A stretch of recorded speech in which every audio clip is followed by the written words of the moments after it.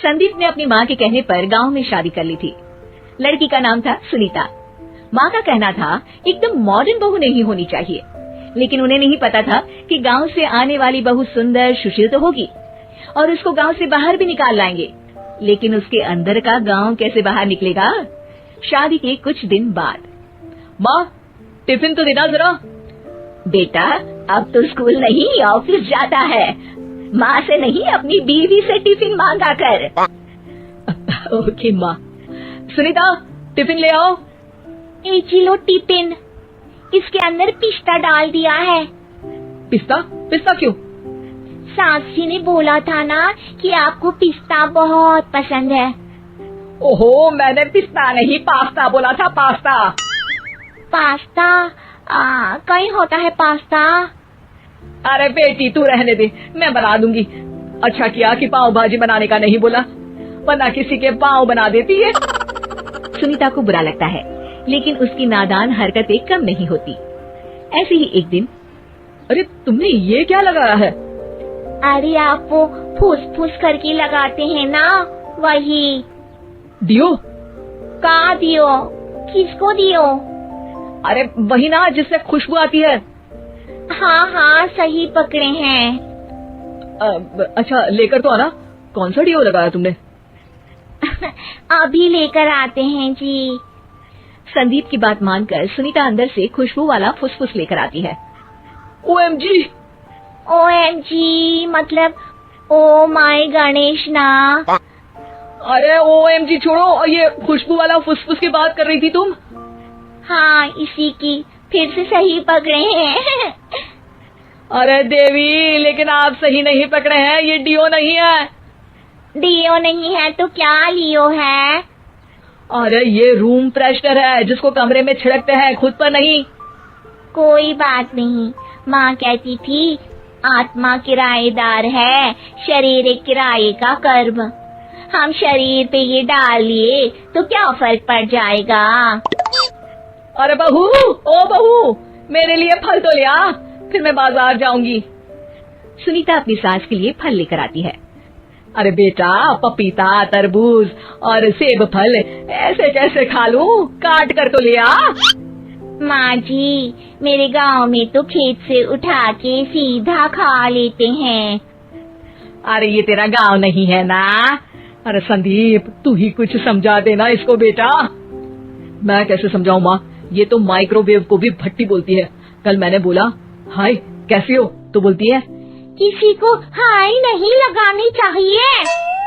अरे सुनीता, तेरा क्या होगा? अभी तो कैसे बताऊं माँ जी, अभी हम कुछ करेंगे फिर पता चलेगा क्या होगा, लड़का या लड़की। हे भगवान, कहाँ से आ गई है? रामपुर से जी, आप ही तो लेकर आए थे मुझे। आराम, मुझे माफ कर दो। पहले कोई गलती तो करिए जी, आपकी तो सारी गलती माफ कर देंगे हम। हाँ अरे बहू, मेरी बात सुन, फल यानी कि फ्रूट जब भी लाए ना तो काट कर लाना, ठीक है? जी ठीक है माँ जी, फल यानी फ्रूट यानी काट के लाऊंगी। सुनीता रोज ही कोई ऐसी हरकत कर देती जिसकी वजह से उसे घर में 2 बातें सुननी पड़ती।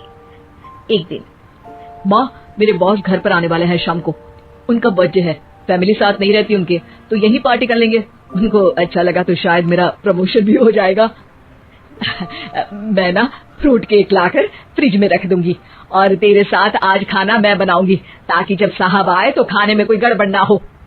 शाम को जब सारी तैयारियां हो जाती है, संदीप के साथ बड़े साहब भी घर आते हैं। आप फ्रूट केक तो ले आना बहू, फिर खाना खाएंगे। और इस सब की क्या जरूरत थी, आपने बुलाया वही काफी है। सर, आपका परिवार शहर में नहीं है तो हम ही आपके परिवार जैसे हैं सर। इतने में ही सुनीता फ्रूट केक लेकर आती है और बड़े साहब की टेबल पर रख देती है, और जैसे ही केक के ऊपर का बॉक्स हटाती है, ओह ये क्या है?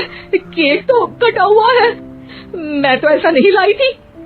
आप मुझे शाबाशी दे सकती है माँ जी, मैंने ही केक काट दिया।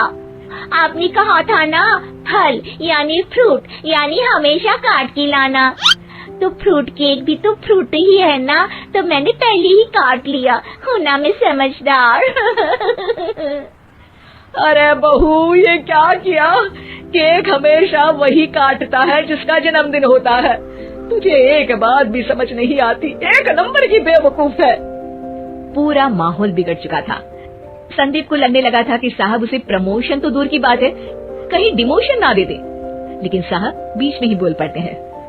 अरे अरे कोई बात नहीं, ये इनकी बेवकूफी नहीं है, इनका भोलापन है।